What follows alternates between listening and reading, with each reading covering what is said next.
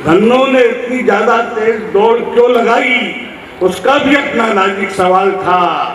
डाकुओं के पास 4 घोड़े थे, उसको भी अपनी इज्जत का ख्याल था। सूरज हो, हमें तुमसे क्या लेना, हम जुगनू ही सही पर खुद की चमक रखते हैं। क्या कहने हैं, वाह वाह।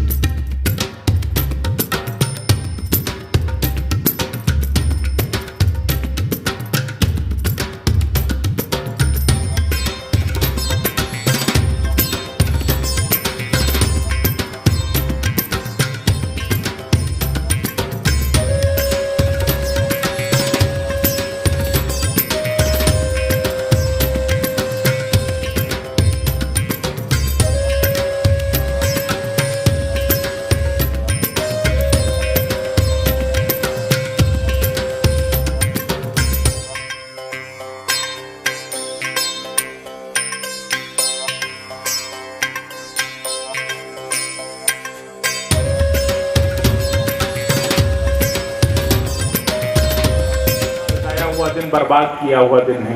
आपकी आज की रात को यादगार बनाने के लिए इंदौर से हमारे मध्य में हमारे दद्दू सत्येन वर्मा सत्येन जी की उपस्थिति हुई है। एक बार जोरदार तालियों के साथ उन्हें आमंत्रण दें, दद्दू आए और समय की सीमा में पूरा आनंद दें। मेला लगा हुआ है, इतना बढ़िया मंच है, इतने अच्छे श्रोता हैं, इतना शानदार मंच मैंने आज तक नहीं देखा, क्योंकि मैं कहीं गया ही नहीं।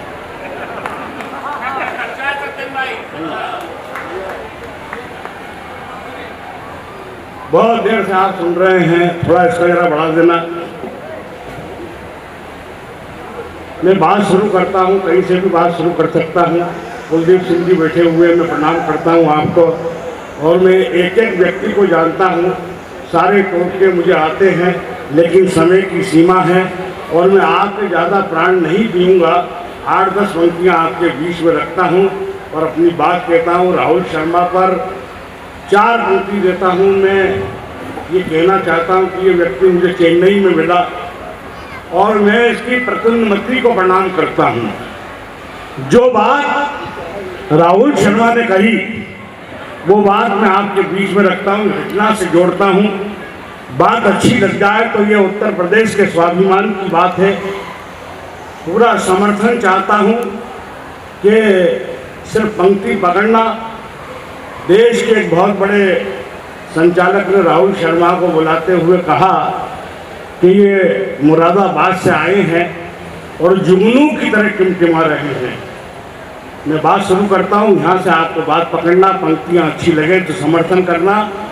कि दौलत की झनकार नहीं, फन की खनक रखते हैं। दौलत की झनकार नहीं, फन की खनक रखते हैं। हम फकीरों की बात मत पूछो, मुट्ठी में फलक रखते हैं। फन की खनक रखते हैं। हम फकीरों की बात मत पूछो, मुट्ठी में फलक रखते हैं। और माना कि तुम सूरज हो, हमें तुमसे क्या लेना, हम जुगनू ही सही पर खुद की चमक रखते हैं। क्या कहने हैं, वाह वाह वाह। खुद की चमक रखते हैं। बहुत कमजोर तालियां थी करता हूँ। और साहब यहाँ छोटे छोटे बच्चे भी बैठे हुए थे, मैं विद्यालय में पढ़ाता हूँ। वहाँ निसार नाम का एक लड़का पढ़ता है। मैंने कहा, निसार तेरा जन्म कैसे हुआ? बात अच्छी लग जाए तो समर्थन कर देना निसार के लिए। ये बच्चे बहुत कंप्यूटर युग के बच्चे हैं। मैंने कहा, निसार तेरा जन्म कैसे हुआ? तो निसार ने कहा कि जवानी जाने मन, हसीन दिल रुबा, मिले तो दिल जवा, निसार हो गए। बहुत अच्छे। ये बहुत हाँ। और शुरू करता हूँ सामने आपको। आपने शोले पिक्चर देखी होगी कि जवानी जाने मन, हसीन दिल रुबा, मिले तो दिल जवा, निसार हो गए। पंक्तियां में देता हूं कि आपने शोले फिल्म देखी होगी, मैंने भी देखी। आपने बसंती को भी देखा, मैंने भी देखा। वो तालाब देखा जिसमें बसंती बैठी हुई रहती है, मैंने भी देखा। पीछे से डाकू आते हैं, डाकुओं की छांव तालाब पर पड़ती है, बसंती भागती है, पीछे धन्नो बंधी रहती है। और जब वो भागती है और कहती कि चल बसंती, चल धन्नो, आज तेरी बसंती की इज्जत का सवाल है। यहाँ तक जावेद साहब ने लिखा, उसके बाद अपन ने लिखा। बात अच्छी लगे तो समर्थन कर देना कि दो दोस्तों ने मिलकर देखी फिल्म शोले, दूसरे दिन एक दूसरे से बोले कि यार बड़ा कमाल कर गई धन्नो घोड़ी, बसंती की इज्जत बचाने के लिए कितना तेज दौड़ी। दो दोस्तों ने मिलकर देखी फिल्म शोले, दूसरे दिन एक दूसरे से बोले कि यार बड़ा कमाल कर गई धन्नो घोड़ी, बसंती की इज्जत बचाने के लिए कितना तेज दौड़ी। तभी दूसरा मित्र बोला कि दरअसल बात तुझे समझ में नहीं आई, धन्नो ने इतनी ज्यादा तेज दौड़ क्यों लगाई। उसका भी अपना नाजुक सवाल था। डाकुओं के पास 4 घोड़े थे, उसको भी अपनी इज्जत का ख्याल था। डाकुओं के पास 4 घोड़े थे, उसको भी अपनी इज्जत का ख्याल था। मित्रों, 4 पंक्तियां 8 पंक्तियों और देखे अंतर ध्यान होता हूँ। मैं पिछले दिनों सब टीवी पर गया था, शैलेश भाई ने बुलाया था। बहुत मूल्यवान मंच है ये, और कहीं से कहीं तक कविता नहीं है, लेकिन सिर्फ आपको जोड़ता हूँ। और इसलिए जोड़ता हूँ कि ठाके लगवाना है, अपनी बात आप तक पहुँचाना है। और शुरू करता हूँ कि मेरी पत्नी बड़ी धार्मिक स्वभाव की है। सुबह से साधुत माइक है, इस माइक वाले को पद्म से भी मिलना चाहिए। बहुत अच्छे। और इसने माइक ठीक कर दिया। माइक वालों की बड़ी समस्या होती है, hello mike testing, hello mike test, hello mike testing, hello mike test. ये hello mike testing, hello mike test रात की 12 बजे घर पहुंच जाता है। पत्नी भी गहरी नींद में सोती रहती है। Hello mike testing, hello mike test, hello mike testing, hello mike test, hello mike testing, hello mike test. पत्नी खड़ी होती है और एक लात देती है कि टेस्ट ही करेगा कि प्रोग्राम भी दिखाएगा। बहुत अच्छे। माइक वालों, माइक वाले बहुत बड़े होते हैं।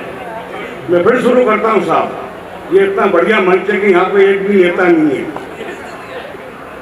मैं यहाँ के नेताओं की बात नहीं कर रहा हूँ, मैं पाकिस्तान के नेताओं की बात कर रहा हूँ। 2 नेता मरे और दोनों ही नरक के 24वें खंड को प्राप्त हुए। दोनों में बातचीत हुई, वार्तालाप हुआ। पहला नेता दूसरे नेता से बोला कि तू कैसे मरा? बोला कि मैं शर्म से मर गया। कि तू? कि मैं ठंड से मर गया। कि शर्म से कैसे मरा? कि शर्म से ऐसे मरा कि जब मैं अपने घर गया, घर जाकर देखा कि एक जोड़ी जूते बाहर पड़े थे और अपन घर के बाहर खड़े थे। अंदर जाकर देखा कहीं कुछ नहीं, कमरे में जाकर देखा कहीं कुछ नहीं, बेडरूम में जाकर देखा कहीं कुछ नहीं, छत पर जाकर देखा कहीं कुछ नहीं, किचन में जाकर देखा कहीं कुछ नहीं, पलंग के नीचे देखा कहीं कुछ नहीं। जब कहीं कुछ नहीं मिला तो मुझे ऐसा लगा कि मैंने अपनी सीता जैसी पत्नी पर संदेह किया। मैं शर्म से मर गया। वो जो दूसरा नेता था वो बोला क्या फ्रीज खोला था? अगर तू फ्रीज खोल लेता ना मैं ठंड से मरता ना तू शर्म से मरता। स्थितियाँ ये हो गई, कविता यहाँ तक आ गई है। कविता का कल्पना है, विचार है, तालमेल है। मैं फिर शुरू करता हूँ। शैलेश भाई ने मुझे बुलवाया, वाह वाह क्या बात में, दोबारा नहीं, एक बार में एक बार होगी। बहुत अच्छे। एक बार के पैसे दिए हैं, दूसरी बार करेंगे तो फिर लाइट चली जाएगी। बहुत, यह खतरा पूरा है। सब अपनी अपनी बात करके निकल गए हैं, सारे बाजे बज चुके हैं, 2-4 और बचे हैं, वो भी बच जाएंगे। और यहाँ पे ताली इतनी बार मांगी गई, इतनी बार मांगी गई तो मुझे शर्म आने लगी कि आप ताली बजाते हैं क्या? अरे मांग में दम होगा तो अपने आप ताली बजेगी। ताली मांगना नहीं चाहिए, आपकी बात ऐसी हो कि ताली बज जाए। तब पंक्तियाँ पढ़ता हूँ, कहीं से कहीं तक कविता है नहीं है, मैं शुरू कर रहा हूँ। और ये आदमी ये जो मुकेश श्रीवास्तव है मंच पर बैठता ही नहीं है, ये कहाँ जाता है किधर जाता है आज तक पता नहीं है, और नीचे जाकर पूरा खेल करके आ जाता है, फिर ऊपर आ जाता है। बहुत हिंदुस्तान के हर कवि सम्मेलन पर देखा कि आदमी मंच पर बैठता ही नहीं है। एक बार हम इनके घर पर गए, बड़ा आदर सत्कार हुआ, ये हमारे घर पर आए, बोले गुरु खाना खाएंगे? हमने कहा जरूर खाना खिलाएंगे। नहीं तुम्हारे घर पर नहीं खाएंगे, इंदौर की 5 स्टार होटल में खाएंगे। हमने इंदौर की 5 स्टार होटल में ले गए, हाल में जाकर बिठाया, खाने का ऑर्डर दिया, नहीं चाय पिएंगे, चाय का ऑर्डर दिया। जब चाय का ऑर्डर दिया तो चाय वाला चाय लेके आया, चाय आ गई, चाय आया तो बिल भी आई, बिल भी आया, और जब बिल आया तो 4000 रुपये का बिल आया। ये मुकेश श्रीवास्तव बोले यार अपन ने खाना तो खाई ही नहीं था, ये 4000 का बिल क्यों आया? होटल का बेड़ा खड़ा हुआ था, मुकेश श्रीवास्तव ने होटल के बेड़े के गाल पे चांटा मार दिया। स्थिति बड़ी विचित्र हो गई। होटल का मैनेजर आया, बोला कि आपने इसको चांटा क्यों मारा? होटल का मैनेजर आया कि आपने इसको चांटा क्यों मारा? तो मुकेश श्रीवास्तव ने कहा कि इसने मेरी पत्नी को छेड़ा। होटल का बेड़ा बोला कि तुम छेड़ो या ना छेड़ो, पर वो तो तैयार थी। ये इस तरह की घटनाएं हमारे साथ घट जाती है। देश के 3 कवि सम्मेलन की यात्रा पर हैं और तीनों रेल के डब्बे में बैठे हुए थे। जिस रेल के डब्बे में हम बैठे हुए थे उस रेल के डब्बे में एक विधायक भी बैठा हुआ था। टीटी विधायक के पास गया और बोला टिकट। विधायक ने कहा एमएलए। टीटी चला गया। ये मुकेश श्रीवास्तव भी हमारे साथ थे हैं क्या? मैंने कहा इसका अपन फैसला दिल्ली के स्टेशन पे करेंगे। और जैसे ही दिल्ली का स्टेशन आया, गेट पर पहुंचे, गेट पर टीटी खड़ा हुआ था। टीटी ने मुकेश श्रीवास्तव को देखा, मुकेश श्रीवास्तव ने टीटी को देखा, दोनों ने एक दूसरे को देखा। जब दोनों ने एक दूसरे को देखा तो टीटी ने कहा टिकट। मुकेश श्रीवास्तव ने कहा सोनिया गांधी। बहुत टीटी ने कहा नाम तो सुना था, दर्शन भी हो गए। तो इस तरह हो जाता है। मैं बात शुरू करता हूँ, 2-3 मिनट का समय लूँगा और अंतर ध्यान हो जाऊँगा। पंक्तियाँ पढ़ता हूँ। जगत लोढ़ा जी ने बुलाया। बात शुरू करता हूँ कि मेरी पत्नी बड़ी धार्मिक स्वभाव की है। सुबह से शाम तक 15 से 20 मंदिरों में जाती है, बाकी कार्य के लिए समय ही नहीं मिलता है। मेरी पत्नी का तकिया कलाम है कि सब ऊपर वाले की कृपा है, सब ऊपर वाले की कृपा है, सब ऊपर वाले की कृपा है। वो सब दिन में 100-200 बार बोलती कि सब ऊपर वाले की कृपा है। मेरे घर के ऊपर किराएदार रहता है। बहुत अच्छे, वाह। है सुरेश अवस्थी जी, मैंने आज तक अपनी पत्नी को 500 रुपये की साड़ी नहीं पहनाई, लेकिन एक दिन मेरी पत्नी 5000 रुपये की साड़ी पहनकर बैठी हुई थी, गहने भी पहनकर बैठी हुई थी, ब्यूटी पार्लर में भी गई थी। मैं पत्नी के पास गया, कान में जाकर फुसफुसाया कि आज बहुत खूबसूरत नजर आ रही हो, क्या बात है? पत्नी बोली सब ऊपर वाले की कृपा है, सब ऊपर वाले की कृपा है। मैंने पत्नी से कहा कि दाल चावल बनाना, पत्नी ने खीर पूड़ी बना दी। बाजार से घर आया, मैंने पत्नी से कहा कि दाल चावल लाओ, पत्नी बोली खीर पूड़ी खाओ। मैंने कहा खीर पूड़ी बनाने का क्या कारण है? पत्नी बोली सब ऊपर वाले की कृपा है। वाह वाह। साहब मेरे 2 छोटे बच्चे हैं, ईमानदारी से मेरे ही हैं, बहुत, इसमें किसी का कोई लेना देना नहीं है। मेहमान आए, बोले बच्चे आपके हैं, इतने शानदार बच्चे आपके हैं, इतने खूबसूरत बच्चे आपके हैं। पत्नी बोली सब ऊपर वाले की कृपा। पत्नी बीमार पड़ गई, एम्बुलेंस को बुलाना पड़ा, एम्बुलेंस में पत्नी को बिठाना पड़ा, अस्पताल तक पहुंचाना पड़ा। महिला डॉक्टर ने पत्नी को देखा, नर्स भागे भागे आई कि खुशी का समाचार है, आपके यहाँ संतान की उत्पत्ति होने वाली है। मैं भी भागे भागे गया, पत्नी को बधाई देने लगा। पत्नी बोली ज़्यादा खुश होने की ज़रूरत नहीं है, सब ऊपर वाले की कृपा है। बहुत अच्छी। मैं ऊपर वाले के पास गया कि मकान खाली कर, इज्जत खराब हो रही है। वो किराएदार भी बड़ा सीधा साधा समझदार था, उसने मेरी बात को सुना और 2-3 किसी किराएदार से मकान खाली करवाओ तो 20 से 25 साल लगते हैं, लेकिन मकान खाली भी होता है। और अपना मकान खाली हुआ। जब मकान खाली हुआ तो मैं भी 2-4-8 दिन के लिए बाहर गया।